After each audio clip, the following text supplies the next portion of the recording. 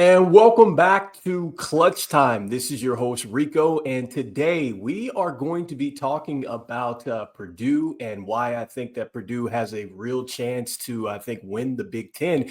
And then we're also going to be looking at the SWFL. We're going to be looking at a pair of players that are on the move. And we're going to be asking the question of which player is going to have the better season. And so let's go ahead and jump into the content for today. And so I wanted to start around Purdue and just really, I feel like that this team is ready to really break out. I think that they are really ready to take over the Big Ten. I know that currently right now that they are trailing Minnesota, but still, I think that this team is ready to go because I talked about this a little bit over the weekend, but this team was coming in as an underdog against Illinois. They went ahead, they took care of business there, but there's so many things to like about this Purdue team. And I think that starting with point number one, what I love about this Purdue team is that they have the ability to defend at a high level because currently right now, Purdue is ninth in the country as far as causing turnovers. And so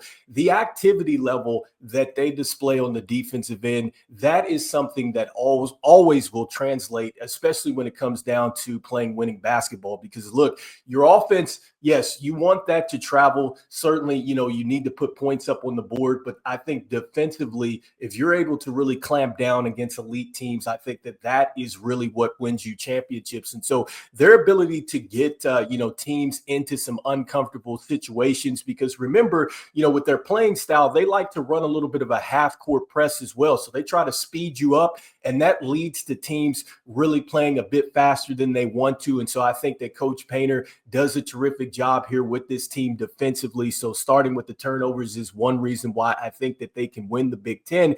And oh, by the way, look, they are great as far as just really shrinking the floor, because currently right now, at the time of this recording, they are fourth as far as opponent three-point percentage. And so they do a terrific job as far as running shooters off of the three-point line. And really, when they shrink the floor, they get you into these pockets, under the three-point line. And they're very good with their length. I think defensively, they do a great job as far as closing out and not fouling. I think that is key defensively. And so I think that is point number two. I like their ability to really take away the three-point shot and make you play, so to speak, in the mud, right? You have to slow down. You have to really be, taking care of the basketball. And really, you have to think about these possessions. If they take it more into a chess match, and then they're just changing the tempo up on you with just trying to speed you up defensively. So it's very challenging on opposing teams. And then next, another thing and another reason why I love Purdue is just they have the ability to get the offensive rebounds, because when you're talking about rebounding,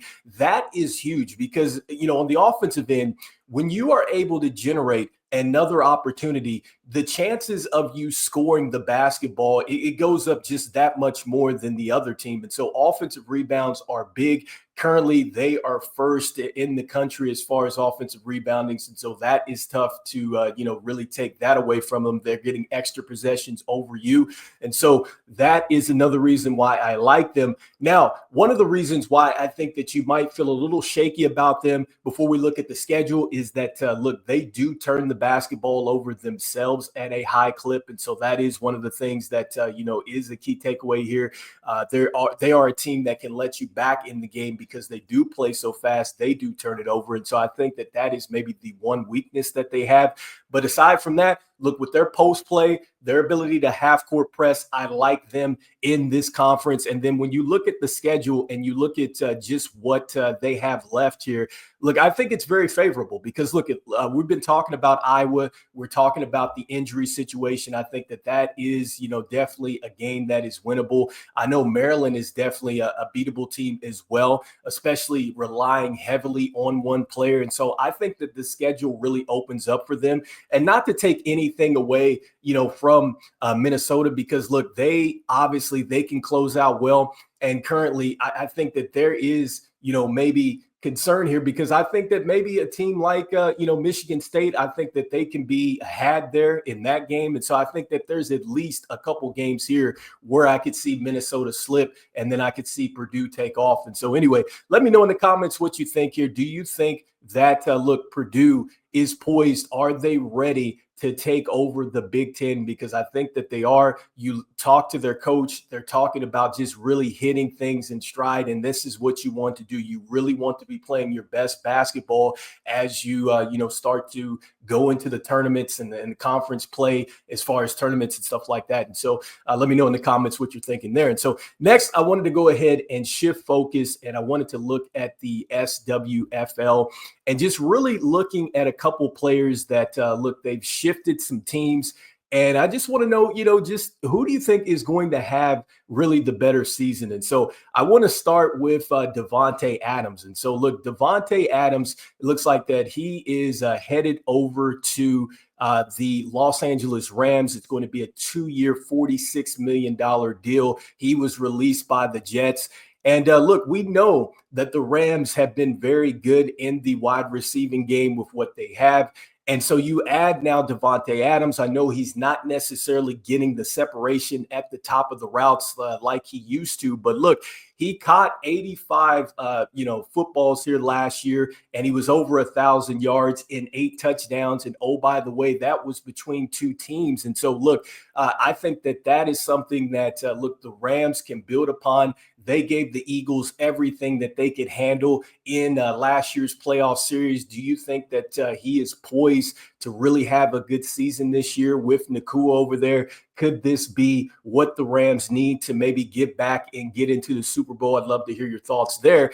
And next, the other player that I wanted to kind of throw out there and see if he maybe has a better season is going to be DK Metcalf. And so, look, there were the speculations that he had requested a trade, and then the Seahawks went ahead and they said that, yes, this is true.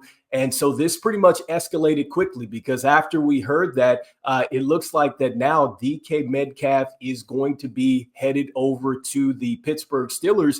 And I must say that, look, I don't think that the Pittsburgh Steelers gave up a lot for him. It's a 2025 second round pick. Initially, I was seeing reports that it was going to at least take a first round pick to get DK Metcalf. And so the asking price went down. But the Pittsburgh Steelers are going to get DK Metcalf. He's signing a 4-year, $132 million extension here. And so, look, he's 27.